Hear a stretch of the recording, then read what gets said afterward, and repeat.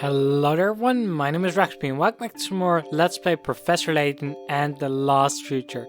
We are finally making our way over to the Towering Pagoda to meet Future Layton. However, last time at the end of the episode, Layton himself actually left. Yeah, we're not quite sure where he went, but we're just gonna move on because that's what he told us to do. And yeah, we should probably trust Layton, shouldn't we? Alright, let's walk up. I hope we find the professor soon. Poor thing. You're just lost without him, aren't you, Luke? You're a fine one to talk. Sorry to keep everyone waiting. Let's be off. Oh, he's back. Where did you go? 1 minute you were there, and the next, you'd vanished. My apologies, Luke. I just needed to check something. Not sure what he was checking, but okay. But enough about that. Come along, everyone. The Towering Pagoda is just steps away.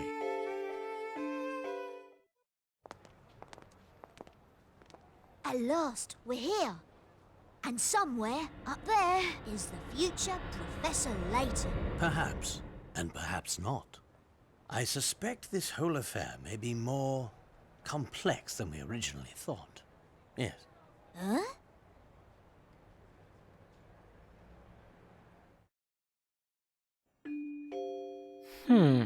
Interesting. More complex than we thought. Well, let's check the double doors. Would be too much to expect them to just open. So let's see. The Eyes of the Dragon seems to be the key that unlocks this door. Sounds like a puzzle. Let's open it. So, first puzzle of the episode is puzzle 90, Eye of the Dragon. It's the Eye of the Dragon. Wait, no, that's not how that song goes. Alright, these dragon eyes are not spheres, but dodecahedrons. That means both of them are 3D objects made up of 12 pentagons. Though one of the eyes is already made, the other one still needs to be assembled. Which option, A, B, or C, will create an eye that is exactly the same as the other one when folded together? So yeah, this is a bit of a tricky one possibly, but you gotta just think about how it folds up and what lines fit where. So we have A, B, C, and just A, B, and C, and we basically want a green circle in the middle, and the rest of it should be the white. So basically, how does the eye here match up the best with the tail ends there? That's basically what we're trying to figure out. Now, the correct answer will actually be A, because this will fit nicely over to that, and the same actually where this here will slot nicely into that, which means that this tip here will slot into the middle there. That's how it will fold together. You can try unfolding it yourself, but there's no real good other way to explain it. But A is the correct answer, and C and B would not match up well at all. This one's as good as solved. Phew, that's a relief. And here you can see where every little piece will fold together nicely. But yeah, the answer is A.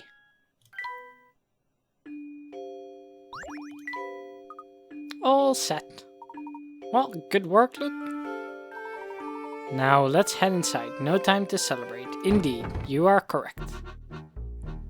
So, once again, there's a hint going there, but more importantly, there's another set of doors. I guess I need to hit the shoe first. Sometimes you don't need to, and sometimes you do. It's a little bit weird.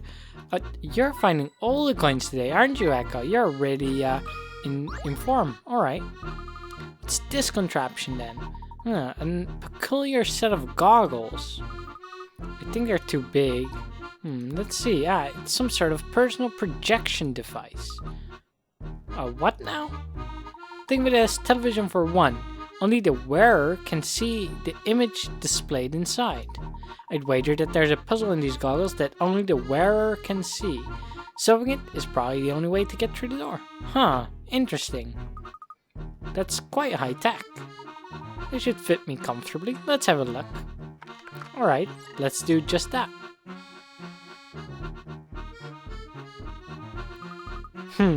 Doesn't he look silly right now? Yeah, make it look like a robot bug. Something's coming into focus here. And that thing is puzzle 91. These two circular images show what you are seeing through your right and left eyes.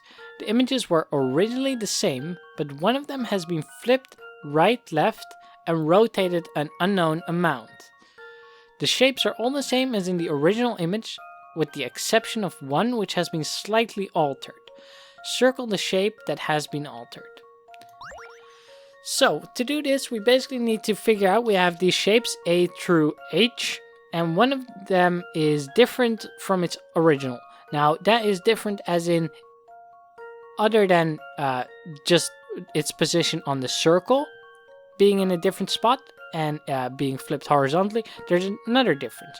Now, if we just go by all of them, starting with A, it's an H here, and it's still a perfect H here. So, that actually is still correct.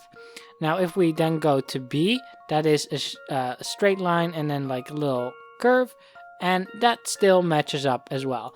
Now, C is obviously the same, as is D, it's still the same star. And we can go all the way around, but eventually we will come to G. Now, G, you might think, well, it's the same. It's still a circle with a line in the middle, right? It's the same over there too. Oh, I draw horribly. Well, let's take a look at the line. In the original, if we take a look at the star, it would point perpendicular to that line here. Whereas in this image, if it points there, it isn't perpendicular anymore. It's at an angle, or a different angle, and not a 90-degree angle. So the line in the middle of G has actually been altered, and that is indeed the one that's a different shape now. That should do the trick. Few things satisfy like a puzzle solved. And there we go, that's correct. And was it just me, or did the audio of that should do the trick sound really oddly? I'm gonna have to listen to that in editing, but during recording it sounded a bit like poor quality for some reason.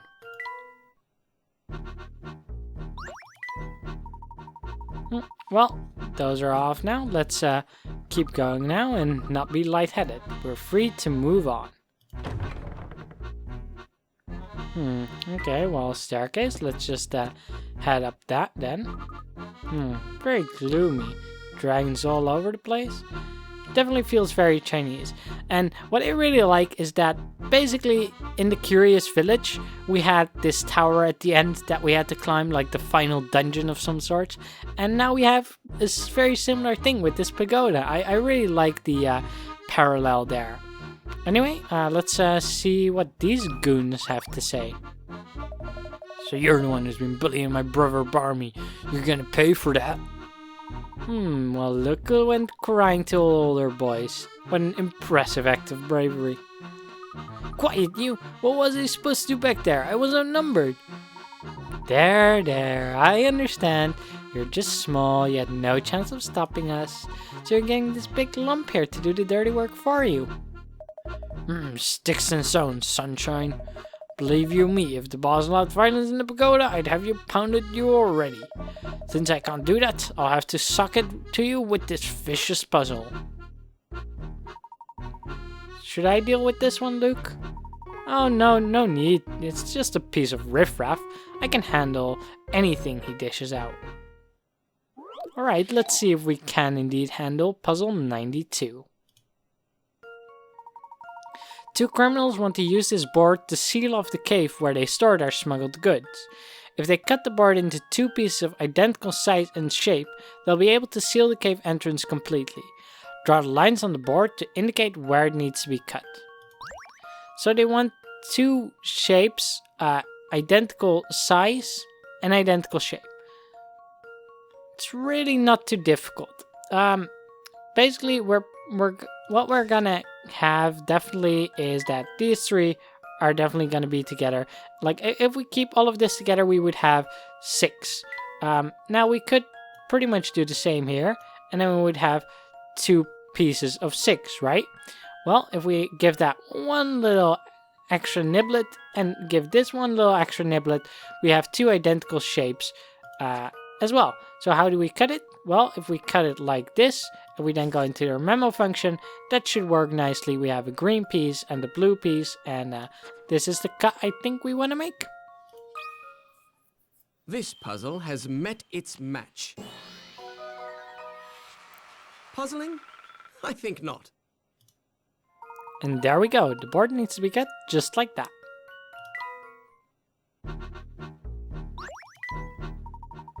Yeah, so much for that puzzle. What's next then?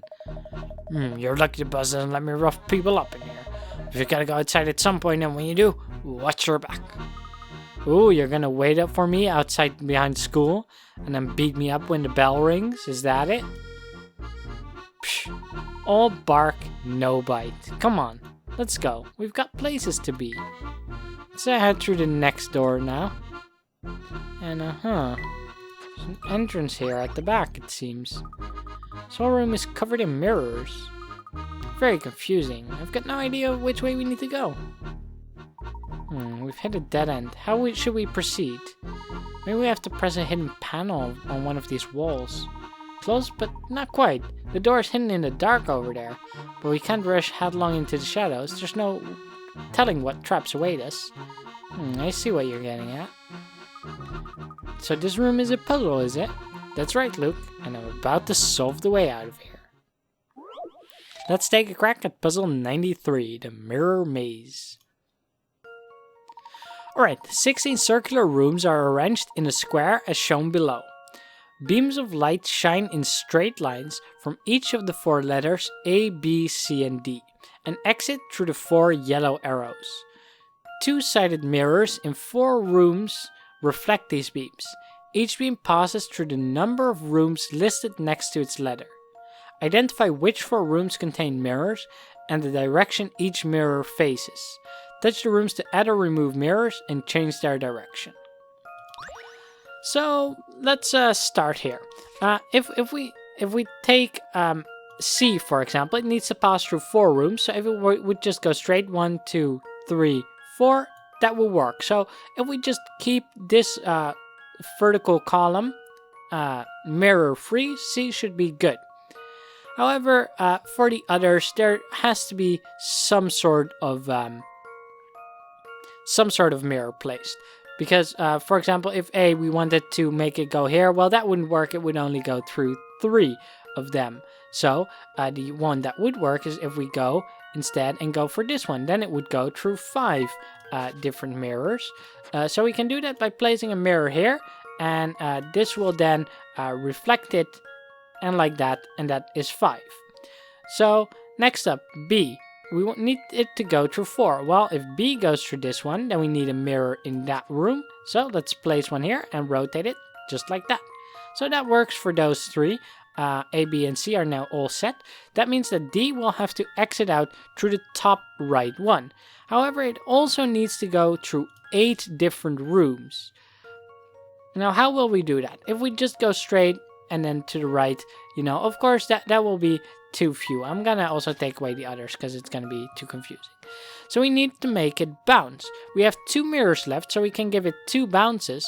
However, even that would not really be enough. So what we actually need to do is give it an extra bounce. If we go 3 up, then to the side and bounce here again, and then another 3, that gives us 3 plus 6 plus another 2 here, and that gives us all we need. So what we need to do is a mirror here and a mirror here, and then that should work. That should go through 8 rooms now. The others should all work as well. And let's submit. I've got a good feeling about this one. Few things satisfy like a puzzle solved. And dazzling, let's press on.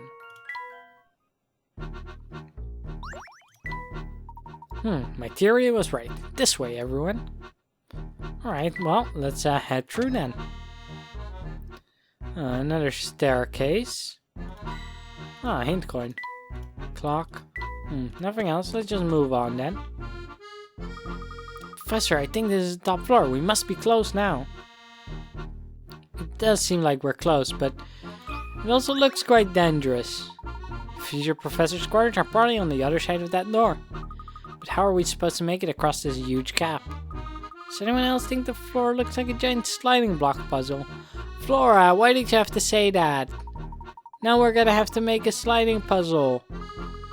Ah, please. Please, Flora. Flora, I'm totally blaming you for this.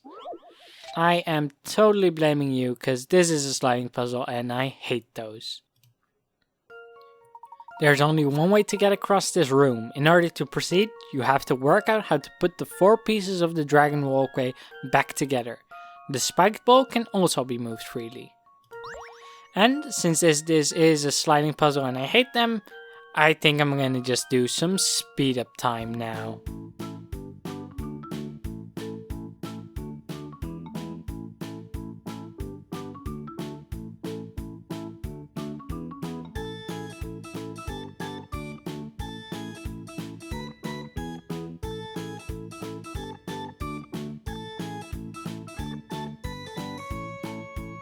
That should do the trick. Well, that's settled. And there we go, we did it. Future Layton awaits on the other side of the dragon walkway.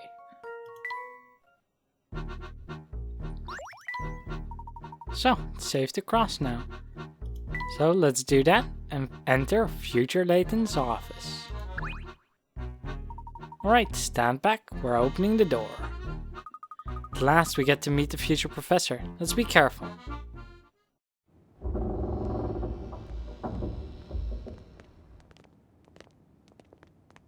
Professor, is that...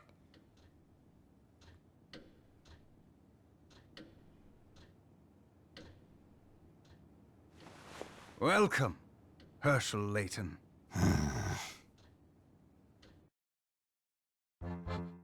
I demand an explanation. Are you really Professor Layton? Yes, of course. Don't you recognize your old friend? I don't know. Something about you seems... off. Yeah, like his voice. Come on, we've heard this voice before. You guys should know who it is. Surely you recognize yourself, Herschel. Misfortune, our fortune, is a result of your ambition and genius. What is it, Professor? You've put on quite a show, but it's clear to me that you're nothing but a charlatan. Indeed. Oh, is that so? What tipped you off, Professor? The voice, everything. Yes, what indeed? I'm all ears. You, sir, are a fraud, and exposing you for the imposter you are will prove simple. Fascinating. Do continue. Look, would you be so kind as to solve a quick puzzle for me? Right now, Professor? Aren't we in the middle of something? Well, sure, let's try it then. Puzzle 95. Looking up.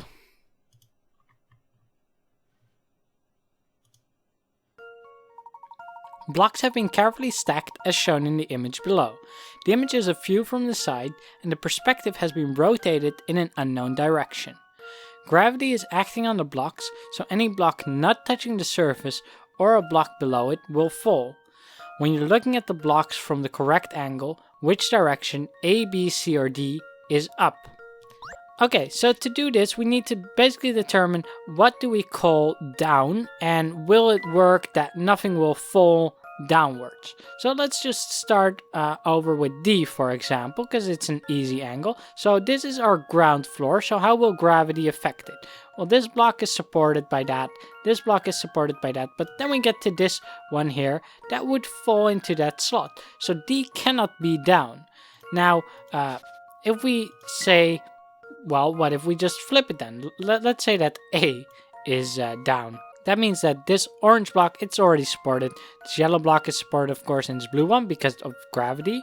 Already, they're supported by the bottom floor. This red block is on the blue block. This green block is on the yellow. This yellow is on the yellow, and this blue is on the orange. So that all works. This purple supports on this blue one as well as on this yellow one here. This purple supported by the green, and this blue by the red. This orange here by the blue. This yellow here by purple.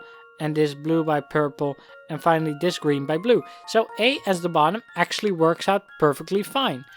If A is the downside, then that must mean that D is up. So let's hit D. How about this? I knew it! And there we go, we got it right. D is up because else certain blocks will fall. Here you can see how the others would work out.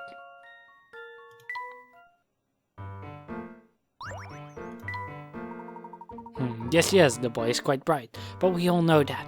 What does that have to do with anything? Well, you know what? We'll tell you all about it next time. Thank you guys for watching. If you enjoyed it and you want to see more, then please do consider subscribing to my channel down below. And while you're down there, maybe leave a thumbs up on this video, and I will see you all next time.